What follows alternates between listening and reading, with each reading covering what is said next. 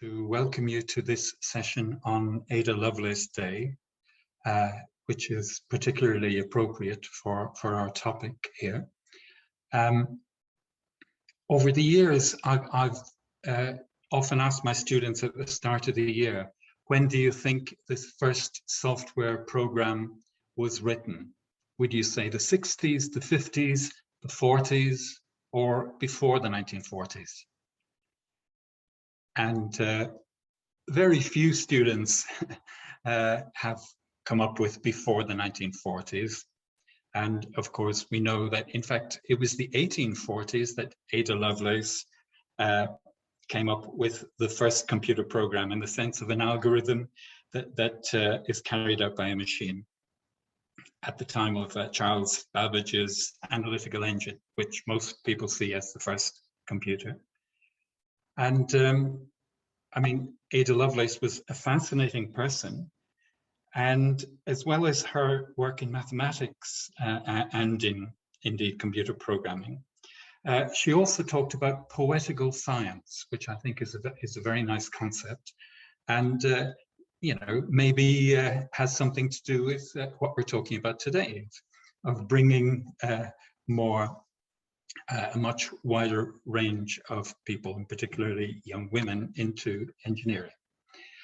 The format of the session then is that we have 3 speakers, each speaking for 15 minutes, with a very quick Q&A for 5 minutes after that. And then we'll have a 15-minute breakout room session and a brief wrap-up. And now I'd like to hand you over to our first speaker, Valkyrie Village-Boot, who has perhaps an advantage that many of us don't have, in that she has taught in engineering schools in Latin America, in Brazil, and in Europe. And Valkyrie has been involved in a project encouraging girls in science and technology that's been running for 12 years at the Universidad Caxias do Sul. And now I'll hand you over to Valkyrie to tell you more about the project. So if you could share your screen and unmute, Valkyrie. Thank you, Bill. Thank you, Ines, and all the group for this invitation. Can you see it? Can you see my presentation? Yep. Well, like you said, it's 12 years of history of this project, encouraging girls in science and technology. This is the presentation outline. I would like to show you from where I come from.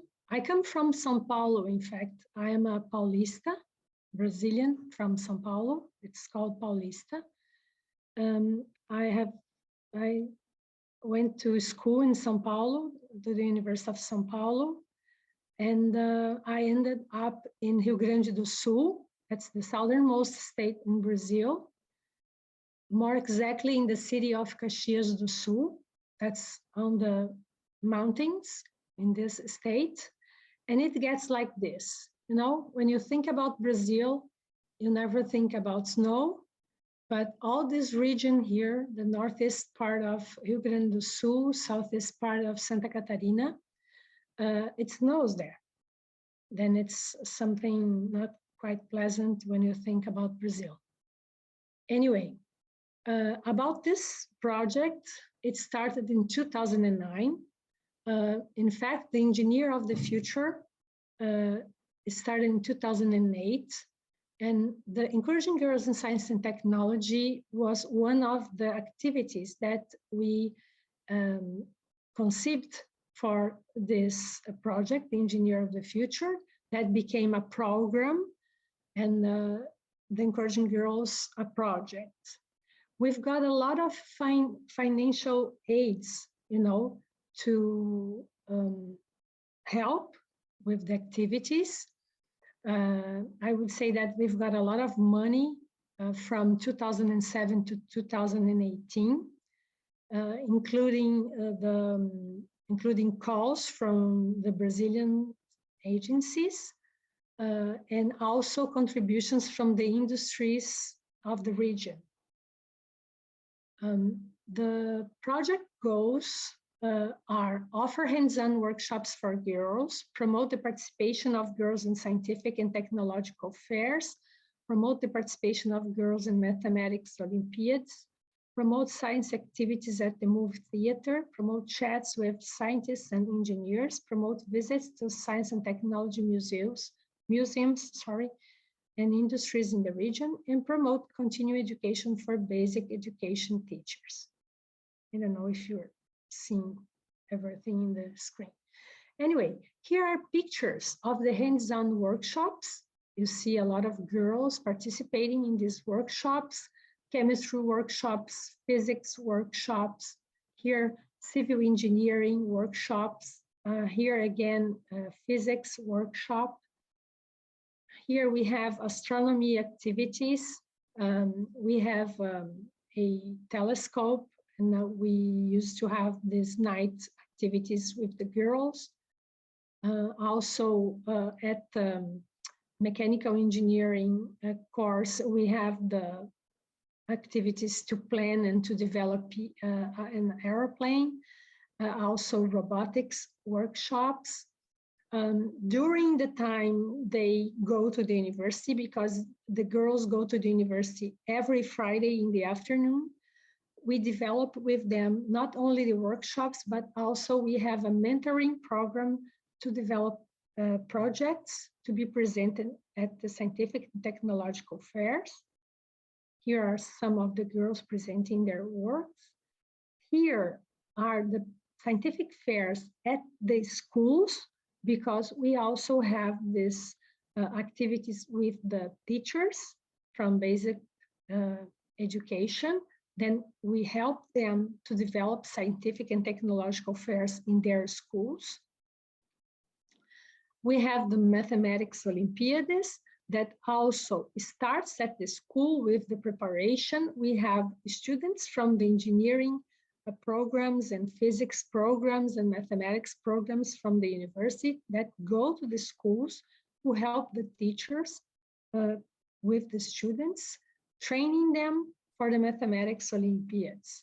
And this is one of the rooms at the university when we had the Olympiads at the university. Then the best students that had the best scores at the schools came to the university and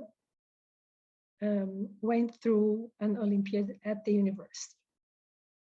We also have this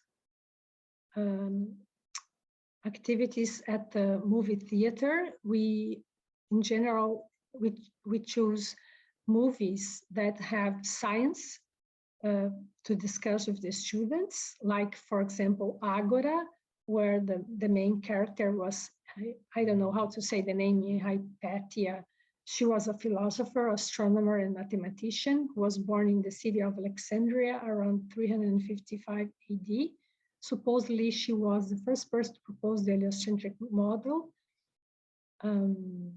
Here are a group of the students just before the movie session at the university. We have a movie theater. Then this is really easy for us to take the students, the girls, to the movie theater. Another movie that we discussed with the students was Gravity, because the main character also was a woman, Dr. Ryan Stone.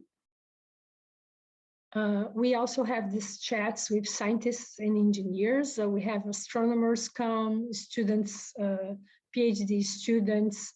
We have, for example, this is a mechanical engineering professor from our university. We have here a professor from the electric engineering.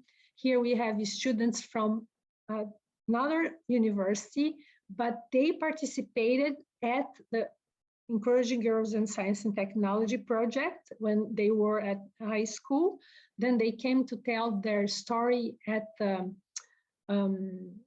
their course, engineering course at their school. Here we have another chat with engineers from civil engineering. We have here a professor from the University of Chile that was visiting our university. We have these visits to museums and industries in the region. In general, the industries do not allow the students or us to take pictures inside of the industries, then they are just posing on the outside.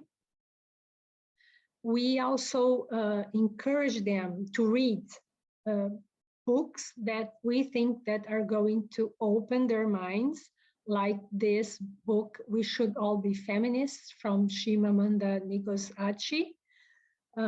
We also, in general, we give the books for them. We buy the books and we give to them. We also had this book, Suddenly in the Depths of the Forest, by Amos Oz, that we also read with them.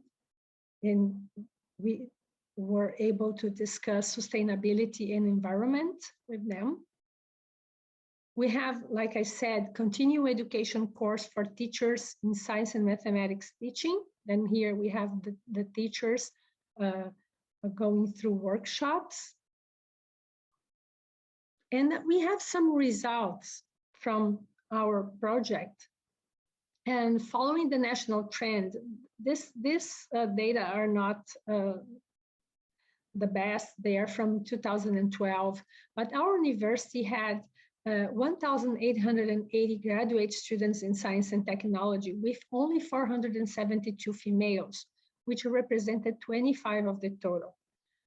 Data collected in 2013 from girls from our project showed that a percentage of 47.3% of our participants opted for courses in the STEM area.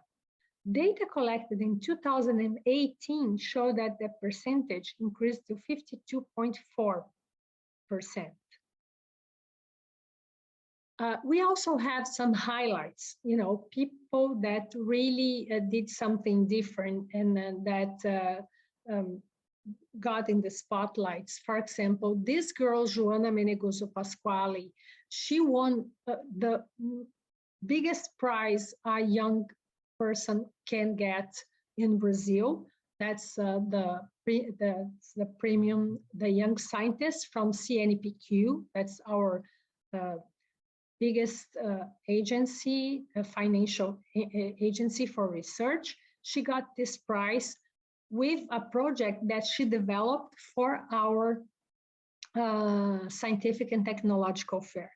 The name of the project was the Tech Talks, an indicator kit for toxic concentrations in UHT milks that come inside of the boxes. In Brazil, we had a scandal by that time that they were mixing different substances in the milk, and this girl developed this indicator kit to see the problems with the milk. Another girl who had a very interesting performance in international and national scientific fairs was Julia Pedroso Mascarello. She won a national prize and then a prize in Barcelona with a project obtaining and characterization of polymeric films for agricultural purpose from starch and gelatin extracted from leather waste. Why this? These are problems we have in Rio Grande do Sul. Rio Grande do Sul is a very important state in Brazil that leads with cows. And we have the shoe industry, and in consequence, we have leather waste. We have this other girl here, Valeria Rosa Rocha. She participated in our project, and she got a scholarship to study at Berea College in the US. And in 2020, she was accepted for a PhD at the UC Berkeley in physics. Everything paid by the institutions. And we are very proud of these girls. Here are some of the girls that participated in 2019. This is my team of girls who helped me along many years with the activity. Here are these girls, you know, graduating from here. All of them are engineers, and these two are physicists. And this is my presentation. I would like to thank the SEFI Gender and Diversity for the invitation, and I'm open for questions. Thank you. Thank you, Valkyria. That was a very impressive project that you shared with us here today. So we have time for perhaps two or three questions. If you have a question, if you can use the reactions button to raise your hand, or put something in the chat.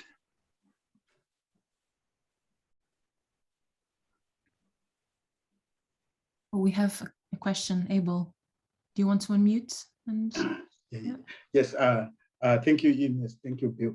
Thank you for the excellent presentation. I wanted to know, how do you recruit these girls, and from what sort of families do they come from? I'm thinking of what others have said, science capital, or families that are already predisposed to the sciences. Is that the case, or they come from the general population? Thank you for your question, Abel. The girls come from all over in the city and in the cities around the Caxias do Sul. And we have girls from private schools, but most of the girls are from public schools. And also, since Caxias do Sul is a city in the interior of Rio Grande do Sul, we have also a lot of girls from schools in the countryside. And that is the most interesting thing. Girls from the countryside in general are the more engaged, you know, they are more engaged to the project than the girls from the city, you know. The girls from the private schools, some are very interested in the project, and some go just for the sake of having an activity on Friday afternoon, you know. But we try to make a mix. Really, in general, how do we choose the girls? We ask them to write a composition, you know, a text, and we select from the text. And we try to give opportunity for the girls from different parts of the city and also from the cities around Caxias do Sul. Because we want them to interact between them, to see that life is different, people are different, you know. But it's a region in Brazil with mostly people with German and Italian background. And maybe this is something that you saw in the pictures and that maybe called your attention, because they don't have the faces we expect from Brazilian girls, you know. If we were in Sao Paulo, we would have a lot of Oriental descendants. We would have, you know, African descendants. And as you go up in the north region of Brazil, you know, the population changes. But where I am, you know, in Rio Grande do Sul, where this university is located, I would say for you that they mostly descend from Italian and German ancestors, you know. Thank you. You are welcome. While we're waiting to see if anybody else has a question, something that I was thinking about, Valkyria, I mean, the data that you presented on the percentage of participants that went for STEM courses afterwards was very impressive. I was wondering particularly about areas like mechanical and civil engineering, which, you know, tend to be less, to attract less women students. what was your experience like for those kinds of areas? Thank you, Bill, for your question. Definitely, the programs that attract more girls are chemistry, environmental, food engineering, but amazingly, civil engineering in Brazil, has a lot of interest from the girls. I would say that 25% of the girls that opted to the STEM areas, they went to civil engineering, especially because in Brazil, the building companies, they prefer women than men. They think that women deal better with the employees, and also they are more detailed, with the construction. And it's really interesting. Nowadays, I would say in the last 10 years, we see a lot of women in the building constructions, because it's something that the industry realized that they have a better performance. About mechanical engineering, it's always something like 5% of the group, but we do have girls that choose to go to the mechanical engineering program. We do. Okay, thank you very much, Valkyria. And as we don't have any more hands raised, thank you again, Valkyria, and Thank you. we hope we're pleased you're able to stay with us for the later parts of the session as well. And now I'll hand over to Inez to introduce our next speaker. Yes, thank you, Bill. So I'm delighted to introduce Elrika Sultan. She's currently a PhD student at Linköping University in Sweden, where she's studying how girls aged between 9 and 16 years old engage with technology education. So she's keen to apply a diversity and democratic aspects to technology and engineering education. And she's been widely involved in activities that target a focused support on girls in STEM. Ulrika, I hand over to you.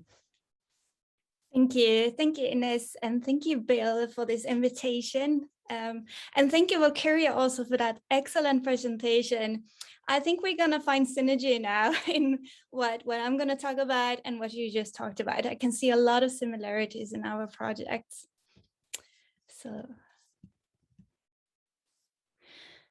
So yes, as presented, I'm going to talk about girls' interest in technology, since that is my PhD project. And I am on my last lap now doing it. So lots to do, but it's such an amazing journey. So I'm so happy to do this. And I'm going to talk about this. When I was 8, I had a breakdown in the bathroom, thinking something was wrong with me.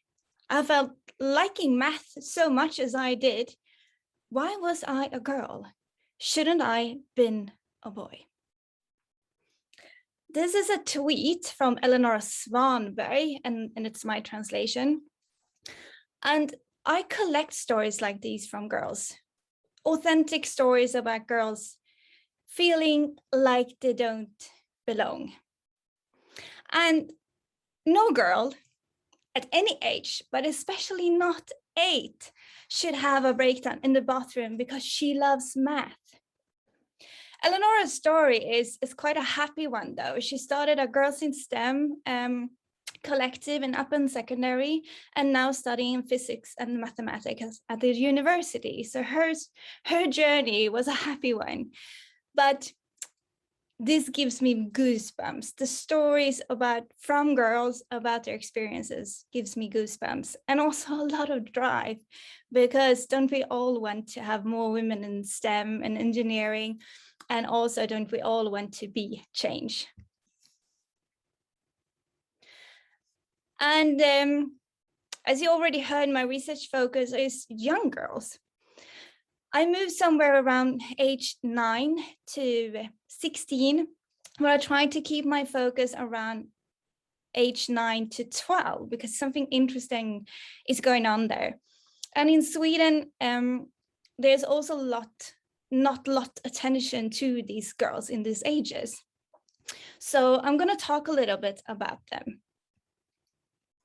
This is a survey made by Skolinspektionen. It's a regulating authority in Sweden looking into schools.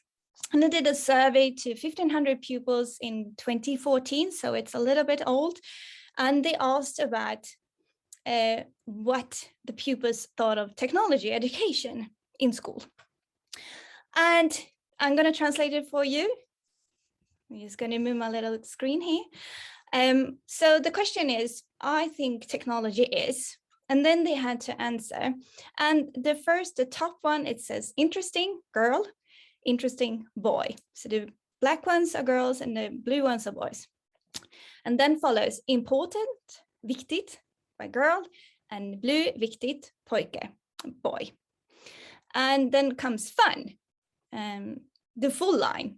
The black one says girl, and the blue one is boy. So interesting, important, and fun. And it's so easy to now feel like in year 5 and year 9. So year 5 is 11 years old, and year 9, or kurs 9, the end of the graph, is you're about 15, 16 years old. And it's so easy to focus on those black lines of girls just going down and down and down. They're losing their interest. They don't think it's important, and it's not fun. It's a little bit fun in the end of the school year, year 9, when you're 15, 16 years old, but it never ever catches up as year 5 when they are 11 years old. So all my focus goes into the girls that are actually interested and think technology is important and think it's fun. Because then we can do something. If we already lost them, it's harder. But if we focus earlier, then we can actually do something. So my hypothesis in my PhD work is that girls like technology. I have to come from that place. They like technology, but something happens. And what happens and why? And what can we do to stop it from happening so we get more women into STEM? So by turning it around, my thought process from going to, oh, these are uninterested, what can we do to make them interested? So instead working from them being interested, shifted something in me, and also the methods and the theories I've been using to understand their world, and also doing interventions. And evidence indicate a correlation between early engagement in STEM activities and an increase in the numbers of girls becoming women in STEM. So starting early.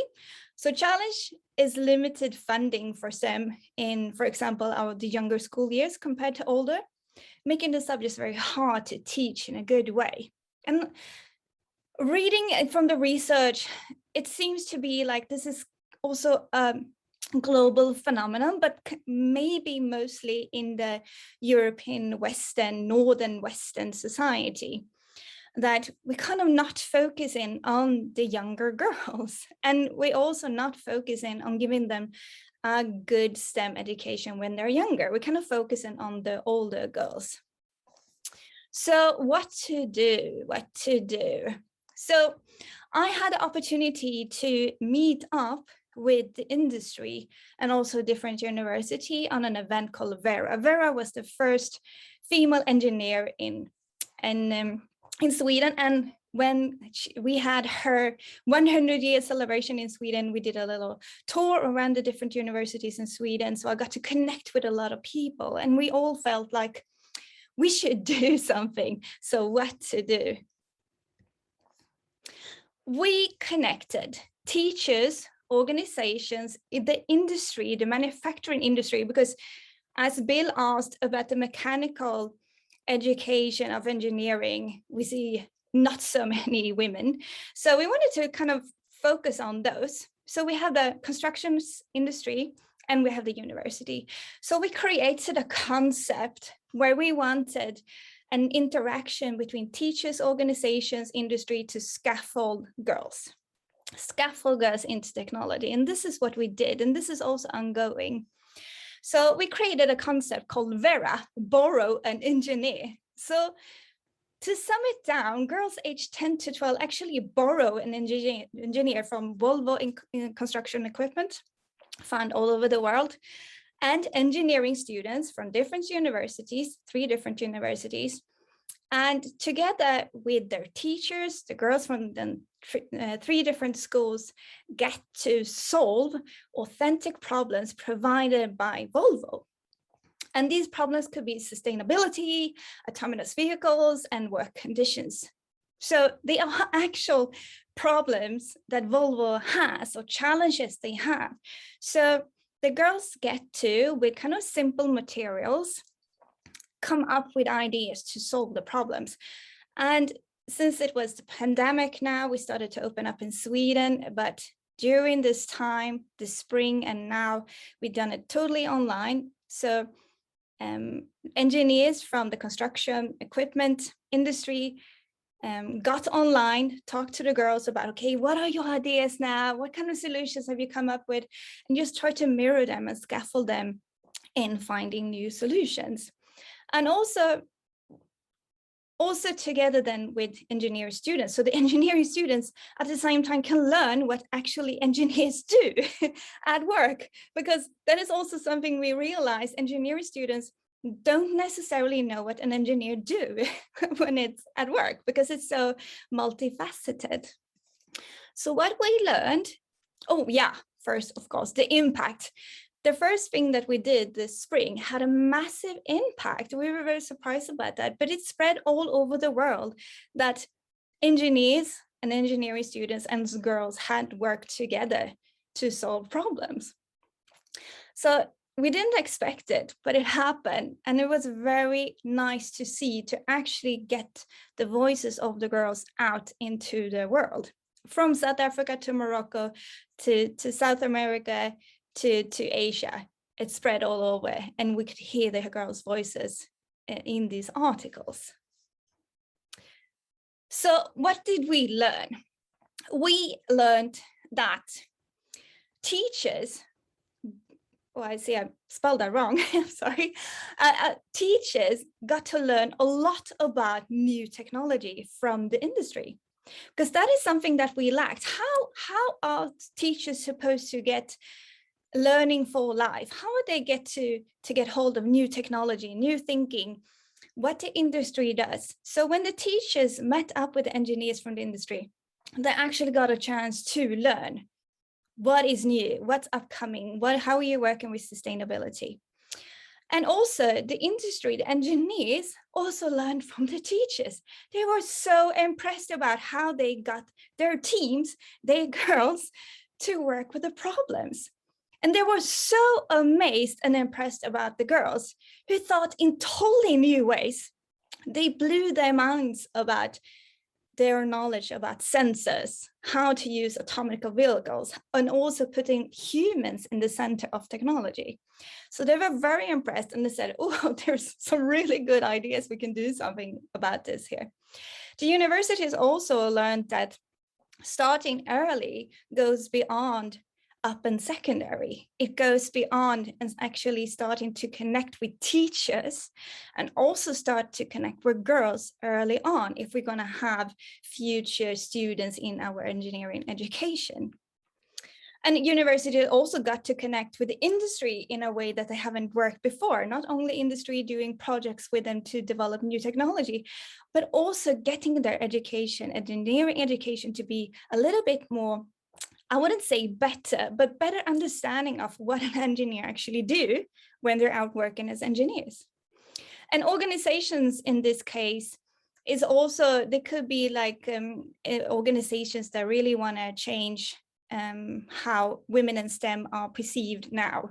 So they also got a little bit insights to it, but not so much in this case. But what was really, really nice to see was how the teachers, industry, university really connected and scaffolded the girls to solve these problems. And what we really wanted to create through the project, and also ongoing, and I'm also doing part of my PhD project on it. So I'm just in that analyzing phase now, which is very, very fun to do, is to create a feeling of belonging. You remember Eleonora that I talked about, the first thing that I did, who had her breakdown in the bathroom. We want to create a feeling of belonging. You can do this. So I think this citation really sums it up nicely, that almost every successful person begins with two beliefs. The future can be better than the present, and I have the power to make it so. And that was the kind of message that we wanted to send to the girls. Thank you so much for listening. Thank you so much, Ulrika. This was fascinating, and the way you bring together, and in such a collaborative and synergetic way, universities, industries, teachers, all getting involved to do this. And I think from an European perspective, we always think that Sweden, which is such a gender balanced society, would be leading the way or wouldn't need to invest in these sort of programs to bring more women into these fields. And your experience and the projects you've been involved are showing us that this is really something that we need to do all over the world. Does anyone have any particular questions for Ulrika? So Valkyria, I can see your hand raised, and then Wendling. Yes, I do. Thank you, Ulrika, for your presentation. Your research is really fascinating. You know, I would like to ask you, how do you choose the girls that are going to interact with these engineers at Volvo? How the schools, you know, appoint these girls, or, you know, how they are chosen? Thank you. Thank you for that question. It's a really valid one too, because we don't want only the girls that already are interested. We don't want that we will always, of course, get the super engaged teacher, because we have to have that to create this. But in our case, we used we posted it online in different medias. Social medias, but also website. This is an opportunity for you. Cost nothing. We're going to do this as a part of a research project. If you're interested, please get in touch. And we took in every class that wanted to be a part of it. So we also have the countryside girls and also the city girls. And we can also see a shift in that. I thought it was so interesting, Valkyria, when he said it. We can also see that girls that are living on the countryside are also a little bit more interesting is a hard word to use, but we could also see them engage a little bit more in these practical senses of technology, more than the city girls. I haven't researched the city girls especially much, but I read up upon the research done, and can also see that they are also more kind of driven into the digital world of technology more than the practical mechanical sense, which is also interesting how we kind of treat city and countryside differently. So yeah, we actually took in every person, every teacher with class that wanted to be a part of the project. Thank you. And we have another question. Wenling? Yes, hello. Thank you very much for your wonderful sharing of the project. So I have 3 questions. So the first one, when you form the project together, how do you motivate the industry to take part in this? And does the industry already, on a basis of that, they already have collaboration with the university, or this is a brand new team for them? So the second question is about mentors. So who mentored the team? So engineers, or high school teachers, or university professors, or any kind of combination. And the third is that maybe I missed it. Can you elaborate a little bit more on the role of organization on this project? Thank you. Thank you. Let me know if I missed something here. Such a good questions. How we formed the project motivated was that the lucky part was that one person from this industry was on this tour that we did all over Sweden. And one person actually was at 2 different universities. And I talked on both those 2 occasions about my research, what I've seen starting early with girls. And this research manager said, we should do something because we're always kind of aiming for up in secondary. So that person became very, very important. And that person also was engaged in other different kind of projects to engage women into STEM, engineering clubs at the university, etc. So I got lucky, I think, finding that right person who wanted to do something and also had the influential kind of power to do something. And on the regards of mentors, I mentored the teams because when we decided to do this project, we also decided it's going to be research based. So I mentored them, and we also had workshops connected before they met the girls. So they kind of get into the thinking, what do you have to do to scaffold girls, how to approach them? What does the research say about the kind of best practice? We are still not sure about the best practice, but we wanted to mentor the groups, the teams, so they can meet the girls in the best kind of way that we know. So I became the mentor. I kind of set the tone for how they were supposed to interact, but also at the same time told them that it's very important that they are themselves, because a woman in STEM or a man in STEM isn't just that, is also a person in STEM, and that person has interests and joys and problems and challenges. So we also wanted to make them, we are people in STEM. And also because we wanted to acknowledge that you are not just only a math brain if you are an engineer, you are also a person that has 2 cats and whatever it could be. So that became very important to build that also personal connection to it. What else? What was the third thing? Organization, the role of organization. Maybe I missed it. The goal. Yes. So now what's going to happen now, this is the 3rd time that we're doing this, is also to kind of get it to be something that could be sustained within the university and industry. So the goal is, the long goal is, of course, to make more women work at the industry. But the goal of the organization is to also make something that is not only a short project. It's going to be something that's going to stay on forever, and not forever and ever. That was a very big word to use, but for a really long time. So I think that was also the goal. And there's also a little bit of money, of course, connected to it. And that's provided by the universities and also the industry. Thank you. Thank you. Thank you so much, Ulrika, and all the questions that were asked. Yeah, I think these sort of projects highlight the fact that we need to do this together. We need to involve as many people as we can.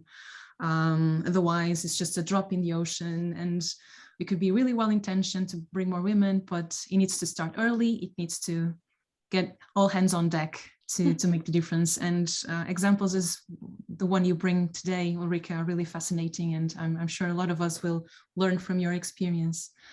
So I'm now delighted to present our 3rd speaker, Kate Bellingham. So Kate is currently studying a PhD as well at University College London, here at the Centre for Engineering Education, where she's focusing on the disparity in gender balance on UK university engineering courses, which are still very male dominated as well, as we know. She graduated from Oxford University in physics and has worked as a computer programmer, as a broadcast engineer with the BBC, and later as a radio and TV presenter. She's also been a secondary school teacher on maths and physics, and been involved in, I lost the count of how many activities and networks Kate has been involved in STEM and bringing more women and girls into STEM. So I think we have a lot to learn with Kate today. She'll be sharing all her thoughts with us today. Kate, the floor is yours. Thank you very much. Sadly, not time to share all my thoughts. No, in 15. I hope that I will cover a few things. Can I just quickly share my screen, if I can find the right button to press? There we go. This one. Are you seeing a slide there? Yes, yes, I can see some nods. Excellent, that's great. Wonderful to hear from Valkyria and Ulrika. So many of the things that you say really, really chime with me, which it's not just about doing more, it's about what you do and when you do it and with who you do it. My starting point is I read what was written on the SEFI website. The introduction to this event says in OECD countries, fewer than 1 in 3 engineering graduates are female. And I thought, you know, in the UK, we are way, way below that. But it's not for lack of trying. What I'm going to talk about is what is it about the UK that could explain why we have such low participation? Why it's helpful to know that and what efforts are being made to change it, and which has been touched on already, the value of an intersectional approach addressing inclusion and equity. So about 20% of those graduating in engineering and technology in the UK are female. And that's risen from about 16% 10 years ago. So it is going up, albeit pretty slowly. And we have numerous organisations in the UK working on this. I'm just going to mention a few. The Women's Engineering Society dates from 1919, has already celebrated over 100 years. WISE, which originally stood for Women into Science and Engineering, the WISE campaign started in 1984. It's nearly 40 years old. So you sort of think we have been trying at this for a while. Engineering UK is an independent not-for-profit organisation which, amongst other things, aims to inspire young people to pursue careers in engineering and technology. Now, in 2011, they published a report looking into why the UK's female participation in engineering was reportedly the lowest in Europe. And they did this by doing a comparison with 3 other countries. Let me just see. There we go. I've done, that's the one I'm looking for.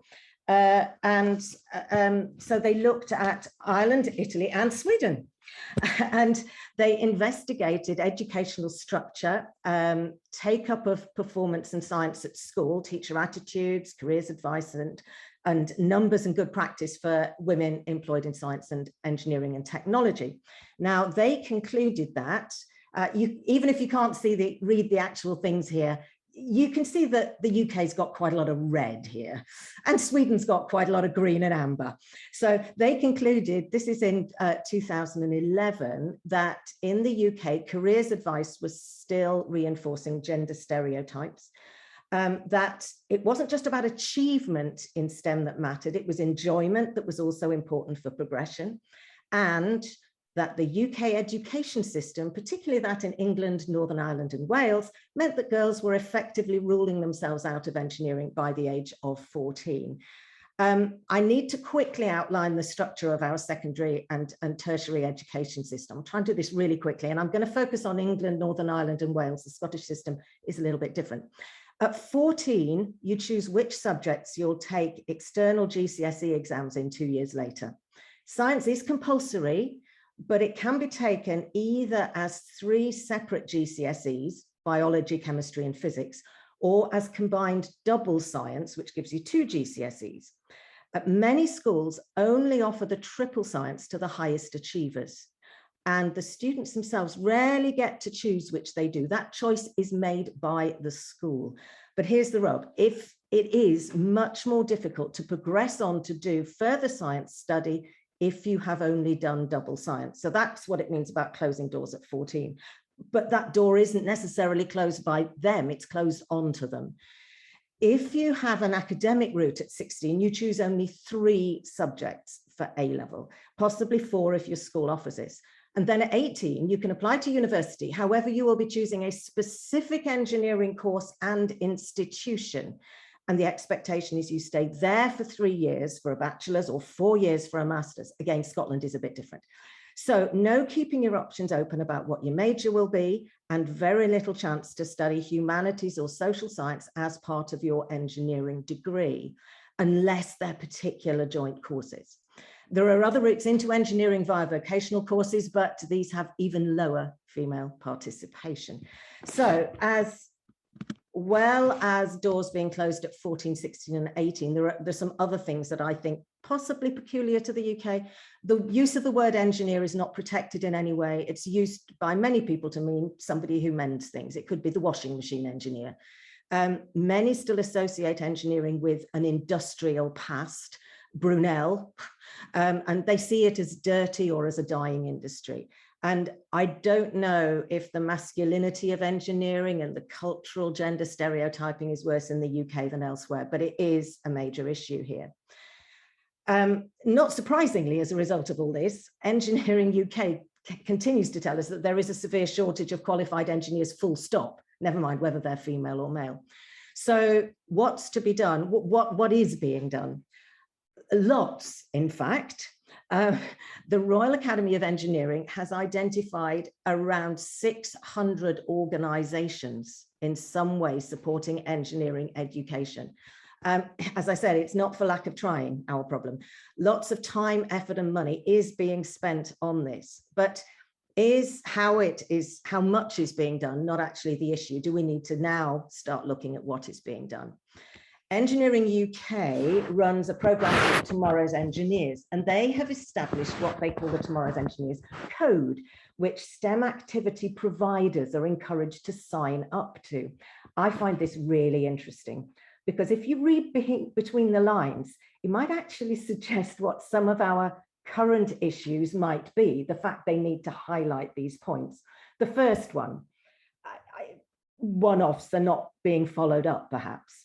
The second one is making sure nobody's left out. I mean, maybe a lot of the activities are reaching the low-hanging fruit, those from backgrounds that are better represented or people who've already shown an interest.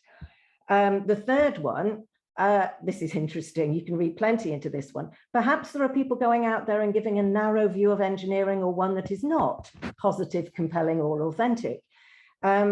And the final one really fits with what we've already been talking about. Perhaps there are things going on where there is a lack of reflection and review and a lack of sharing of good practice.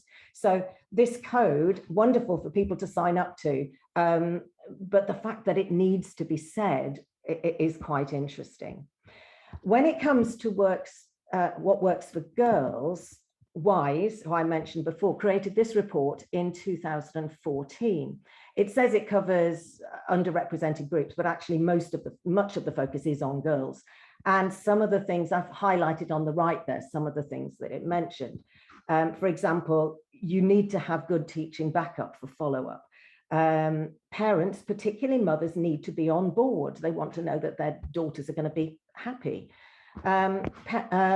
One-offs can be a waste of money. We've already had that one crop up. Now, this is an interesting one. Be wary of competitions. For the losers, they could just reinforce the idea that girls aren't actually suited to engineering. There's lots in this report that is worthy of, how shall I put it, further discussion. It's very interesting, this one. But I personally believe there is another issue that we need to address. Many of the official reviews and reports here in the UK talk about the leaky engineering pipeline. To me, a pipeline sounds like you're being pressured down a certain route and being carried along with the flow. Does this resonate with young people? Does it support equity and inclusion? I can see Ulrika smiling at the side of my screen here. And fixing the leaks could actually suggest the aim is to reduce the young person's choices even more. I prefer to think of a pathway where the young person has options. Now, there are clearly fewer choices in the UK than in some national education systems, but what matters here is that young people are able to make informed choices. A couple of publications I just want to share at this point. My final slide is a list of my references, and that's going to be available to everybody at the end. The first is from Wang, Eccles and Kenny. Now, this is from 2013. I found it really interesting. It proposes that the pattern of gender differences in maths ability and verbal ability may result in females having a wider choice of careers compared to males. So it's not about ability, but actually it's, well, maybe it is about ability, that they have ability in more areas, so they have more choices. And so that is why we are losing them through this leaky pipeline. Meanwhile, now Karenin and Biro, I believe we have Joanna with us, in 2020, they questioned the benefit of bundling engineering into STEM along with other fields where women are less underrepresented, concluding that simply encouraging girls to study STEM isn't a sufficient solution for informing girls about and attracting them to engineering. I found that really interesting because in the UK, a lot of the focus is STEM generally. And so this is one that I keep returning to. So far, I've been talking about the girls as a homogenous group. Now, we have already been talking about the differences, whether it was the girls from the country and the girls from the city. I think we know that there is a value in a more intersectional approach. In her 2018 thesis, McMaster explores the stratification into field of study in higher education. This is just in England. But she identified that it is the women from more advantaged backgrounds who are more likely to choose STEM subjects. And she suggests that the students from lower socioeconomic backgrounds may be more likely to feel constrained by their gender. She suggests more research in the area, which is one of the things that has driven me on.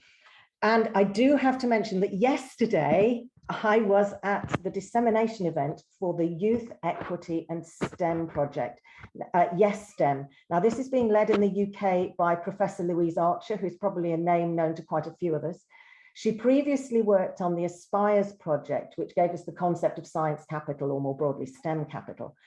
Yes STEM looks at, as it says down here, it looks at informal STEM learning and pathways that are equitable and transformative for young people from underrepresented backgrounds.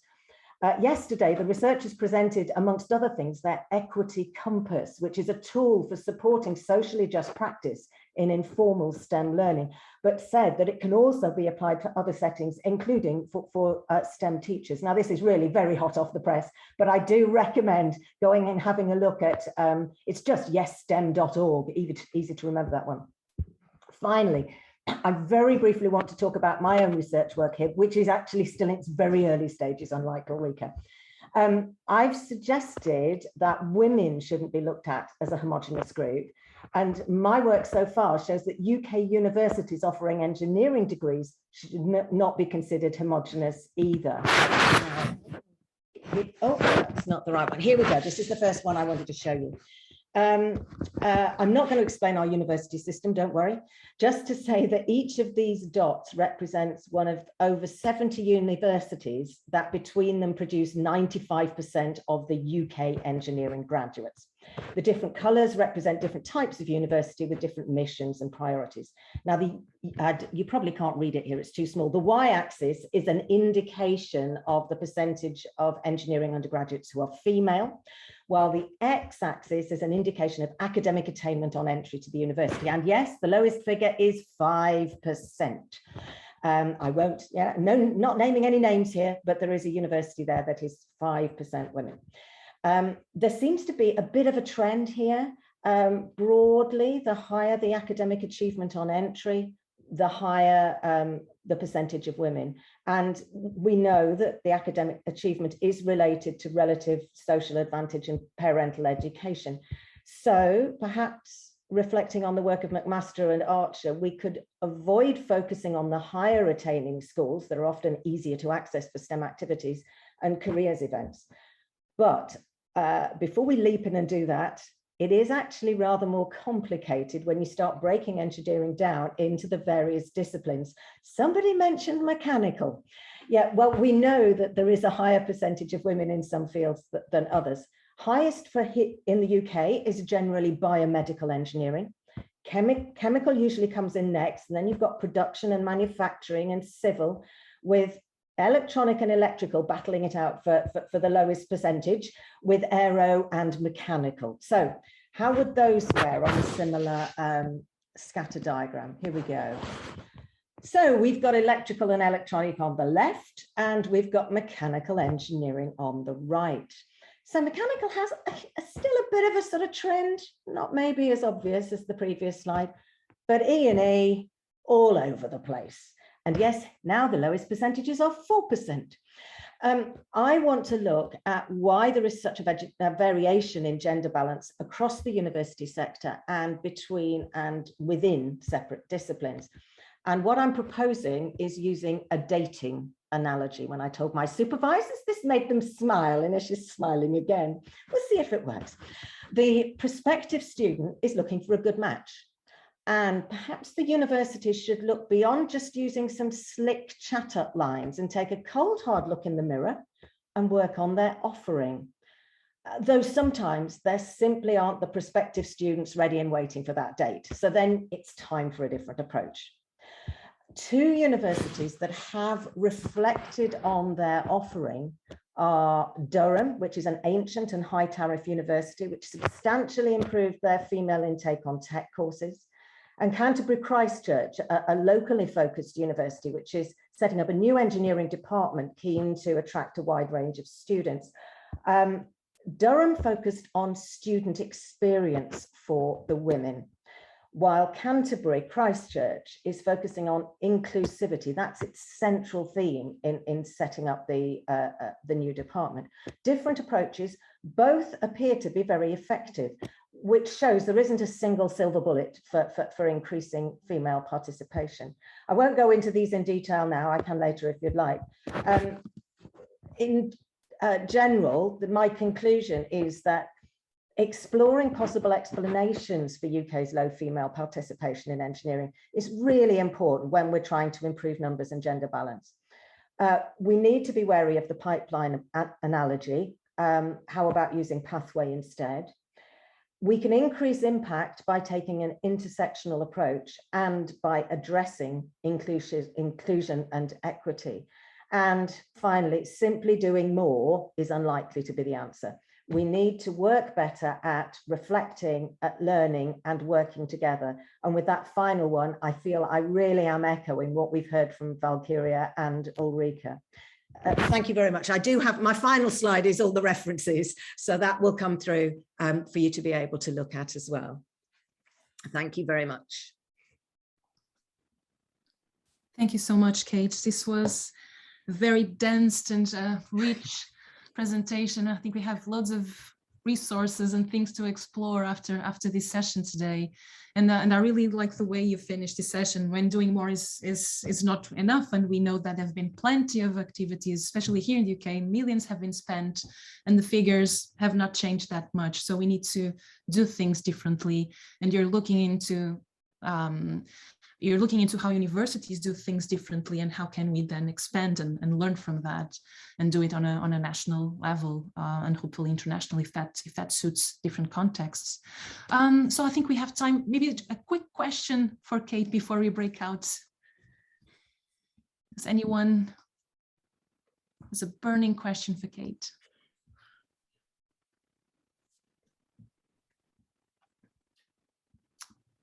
Ulrika? Well, not so much as a question. Thank you, Kate. What a great composition of presentations too. I think someone thought about this. but thank you, Kate. And one thing that I just wanted to reflect from Sweden is also our engineering programs in Sweden. The same kind of numbers, trends also in female, male.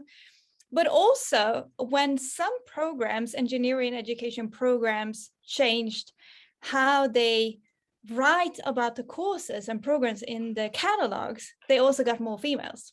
So instead of adding words like design, sustainability, got more female applications to mechanical engineering than before.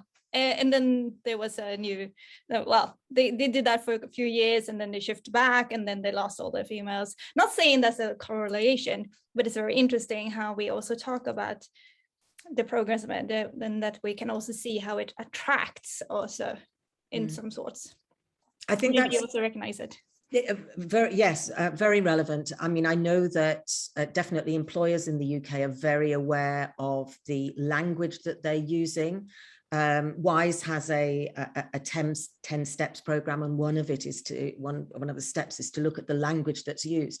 What I would say about that, though, is it's not just, and here's where the dating analogy fits in. There's no point putting on a really sexy photo if actually what the offering is going to be a bit disappointing. You'll have attrition. So it's to look at what the offering is and then present it in the same way. Yes, there is one university I'm very interested in that I've looked at their website, and they very definitely present in engineering in the way that you described in that final quote, which is, you know, it's a design, it's about changing the world, and it's about empowering you as students to be able to move forward and do that. So I would agree with you entirely. However, we must make sure that the courses that are offered do actually fulfill what it says on the tin, as it were, what the descriptions are. That is exactly what I also said to my colleagues at the university, is exactly that. Please don't give the same courses if you don't gonna add these things that you are actually putting on your dating profile. Thanks, Ulrika, for your question. Valkyria, you have a quick one, please. You know, since Kate has such an experience in different areas, and thank you, Kate, for your presentation in all the ideas you put in our heads. You know, I've been thinking about something since last year when we had the beginning of the pandemics. You know, when you look at a doctor, physician, you know, everybody looks at the physician, the doctor, as, you know, a hero, somebody who's, you know, everybody wants to be a physician, a doctor. You know, if your father is a doctor, you are going to be a doctor, you know. And why we don't have the same thing with engineers? You know, I think that we should show more what engineers do, you know, like in the pandemics. All the instruments you have in the hospitals, they were designed by engineers, by, you know, scientists and physicists and whatever. You know, I think that in STEM, we are very bad at merchandising, publicity, you know. What do you think about that, Kate? In some ways, a good engineer ends up being invisible because people only recognize what they've done if something might go wrong. You know, the work, when I used to work in broadcast engineering, people didn't even know there were such things as broadcast engineers because, you know, our role was invisible. People had presenters and then it came out of your TV set. We do in the UK have a number of awards. We got the Royal Academy of Engineering has the biannual Queen Elizabeth II Award for Engineering. In a couple of weeks' time, we've got the Engineering and Technology Awards going on. So there are those kinds of things going on. But if they don't get the same kind of publicity and press, then it doesn't get out to the general public. I agree with you entirely. If somebody comes up, I mean, for years we've been saying, wouldn't it be great if there were really good TV programs that actually really hit the general public. We did have on Bake Off, we had an engineer a few years ago competing in the Great British Bake Off, which is one of those very popular programs. And, you know, everybody caught on with that, but it's, I don't know. I don't know how we, whilst simultaneously where success is invisible, you know, people drive over the bridge, you know, people use the lateral flow test kits, the COVID test kits. They don't think about how those have been designed and made. If somebody can come up with how we do that, I'd be, you know, I'd be on board completely. Sorry, long answer. I realize we're short of time. Sorry. Thank you. No, it's a fair point, and COVID helped in a way to bring those examples into the surface, but we need to do it constantly and in other areas. And engineering is everywhere. It's absolutely, everywhere. Valkyria. Okay, so I think the idea now is to organize a few breakout rooms so that we could discuss a couple of questions that I'll share on the chat. Does anyone have an exciting thing to share from your groups with all of us? I think you can use this final minutes to do that.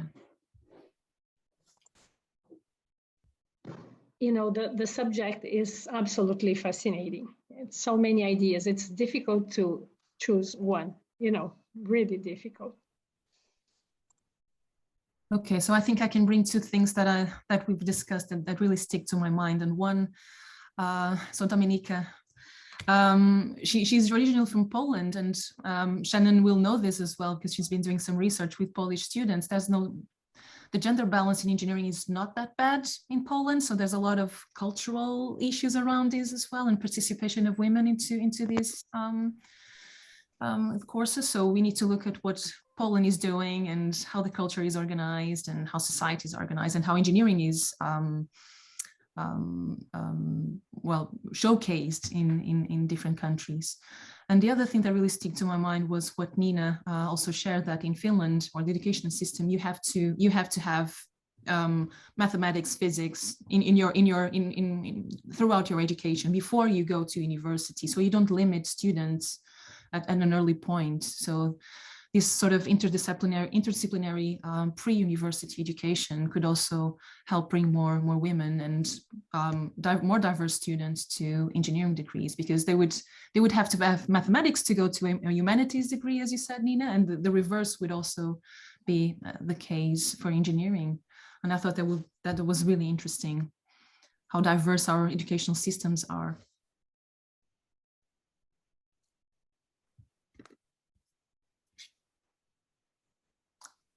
Yeah, Shannon, there are other European countries doing a great work, right? Yeah. It's about STEAM of science and what an engineering is. And yeah. So there are quite a range of interesting ideas on the Jamboard pages, but we don't really have time to go into them now, but they will be saved and be shared with you. And we do have some other people. I think Johanna wanted to speak. Yeah, thanks. I just was looking at the Jamboard and I quickly noticed that there were at least in two breakout groups, we were talking about this evidence-based outreach activities or development of initiatives, and then also studying those initiatives. And I was just wondering, one problem I suppose in Europe is that we have very different resources in different countries. So is anybody aware of any kind of European level funding, for example, for this kind of research that would, because I think it would make also quite a valuable research project to have a look at to develop and also study different kind of initiatives in different countries. But I know that, for example, in Finland, there is very little funding for that. So would need to look for, well, outside the borders.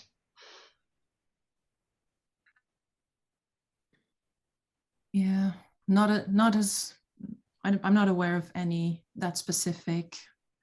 But you're right, we collect, well, if we collect data in so many different ways. It would be really interesting to see what works and what it doesn't, but we need to have data to be able to do that. Yeah, it will be really interesting to share some practices across different countries, and I think we're trying to do that at a different level in the SIG, but well, as a small project of the SIG, but that would be something that we should consider. Yeah. Okay, I wish we had a couple of more minutes to discuss a few other things, but I think we'll close the session today. We'll keep in touch. The SIG webpage will be updated. We would like to continue discussion in other SEFI at Work webinars. If you have any ideas of what we could discuss in this event, send us an email, get in touch with us, and wish you a lovely afternoon and hope to see you soon in other SEFI events. Thank you so much for being here today. And thank you to the three speakers for your wonderful presentation and sharing all your knowledge and ideas with us. Thank you so much. Thank you. Bye-bye. Take care. Thank Bye. you.